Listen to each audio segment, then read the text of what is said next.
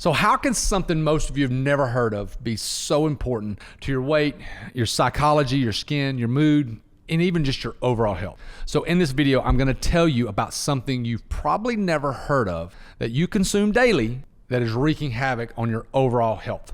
So I've recently read this book called Glucose Revolution by Jessie Inchauspé. If I pronounced that wrong, please forgive me. So what she talks about in this book is she talks about glucose and how that is something we consume all the time that affects us so many things daily. What is glucose? What does it have to do with my health? Well, glucose is the body's main source of energy. We get it mostly from the food we eat. Now here's a crazy stat, 88%. Almost 90% of Americans are likely to have what they call dysregulated glucose levels. Even if you're not overweight, according to medical guidelines, you could still be in that 88%. So what does that mean? It means that when we spike, okay, typical American, when we eat, our glucose level spikes. And just like gravity, anything that goes up must come down. And when it comes down, that's when all the problems start to happen. So if we have flatter glucose curves, we reduce the amount of insulin. Insulin is a hormone that when we eat sugar or glucose, it's released in response to that in our body. And what this is very beneficial.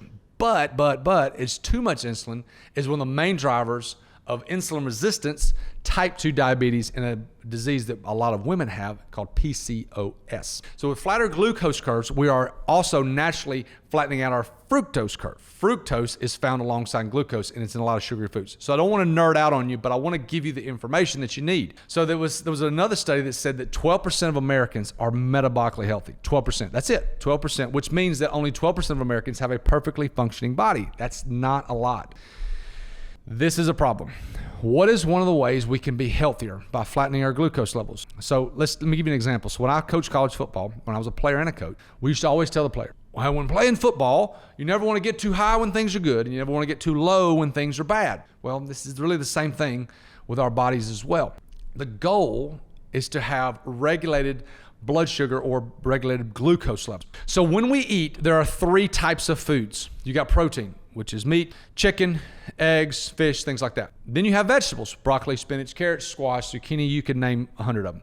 Then you have starches and sugars, and I lump them in together because of a certain reason. So starches and sugars are bread, potatoes, pasta, rice, and then sugars are the obvious one. Think candy bars. Members of the carb family exist in various proportions in a plant. So for example, broccoli contains a lot of fiber and some starch. Potatoes, on the other hand, contain a lot of starch and a little fiber. Peaches, for example, contain mostly sugars and a little bit of fiber. So that's where our vegetables and fruits come from. So what is fiber? So you hear fiber all the time about how good it is. So it travels in our stomach down to our intestine. And this is a good thing. Though it doesn't transfer into energy, you can't transfer it like you can glucose. Fiber is essential because it's a part of our diet that plays a very, very important role in the digestion. Just you hear a lot all about gut and your biomes and all that. It keeps our innards healthy. Just break it down that way, okay? Fiber is often removed from processed food. That's why we want to stay away from processed. So they can be frozen, thawed, last on the shelves for years to come without losing their texture. For example, flour. Flour has a lot of fiber in it originally. Fiber is found in the germ and the bran of flour, and this is off the wheat kernel. So the bran is stripped away during milling. That's how you get actual flours, all that stuff, all the good stuff is stripped away. Something else that's done to foods to turn them into successful supermarket products is their sweetness is added. The basis of food processing is really, really simple. First is take away all the fiber. Then you want to concentrate the starch and the sugars in those items. That's why you hear the stat, 80% of all supermarket items has added sugar, and it's true. Okay, so here's the question. Why is all this bad? Because when the fiber is taken out of foods, it makes the foods more sugary and starchy, in turn making it to where our glucose levels rise really high and then they fall. It affects everything in our body.